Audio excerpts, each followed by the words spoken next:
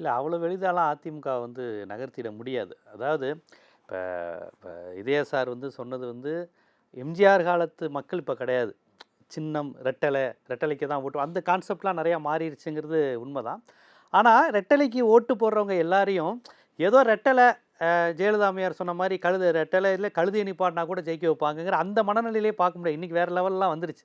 ஏன்னா எல்லாருக்கும் தெரியும் புவனகிரியில் ஒரு முறை ஜெயலலிதா அம்மையார் வந்து ரெட்டலை சின்னம் கிடைக்காம அருள்னு ஒருத்தருக்கு வாழைப்பழ சின்னத்தில் பிரச்சாரம் செஞ்சாங்க. வாழைப்பழ சின்னம் ஜெயிச்சிச்சு. அப்போ ரெட்டலையை விட வாழைப்பழம் தான் தமிழ்நாட்டில் பவர்ஃபுல்னு இந்த மாதிரி சில விதிவிலக்குகள் வரும். ராமநாதபுரத்துக்கு நீங்களே அழகாக உதாரணம் சொன்னீங்க. ஓபிஎஸ்ங்கிற பிம்பம் இருந்ததுனால பலாப்பழம் வந்து ரெட்டலையை தோக்கடிச்சிச்சு. ஏன் ரெட்டலையில் நின்று ஜெயலலிதா அம்மையாரே தோற்று போகலையா பர்கூரில்? ஸோ இப்போ இந்த மாதிரியான விஷயங்களை மட்டும் வைத்துக்கொண்டு தமிழ்நாட்டில் வந்து ரெட்டலைக்கு இருக்குது இல்லைங்கிறத சொல்ல முடியாது. ஏன்னா அதிமுககாரங்க வந்து அவங்களுக்கு ஒரு அரசியல் அனுபவம் உண்டு. அரசியல் தேர்தல்னால் என்னன்னு அவங்களுக்கு தெரியும்.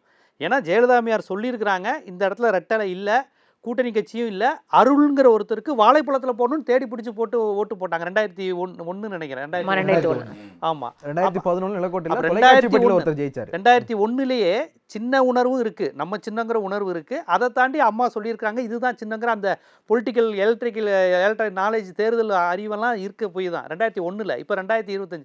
அதனால் ஏடிஎம்கேக்காரங்களை வந்து நம்ம ஒன்றும் விஜய் கட்சிக்காரங்க மாதிரி நினைக்க முடியாது.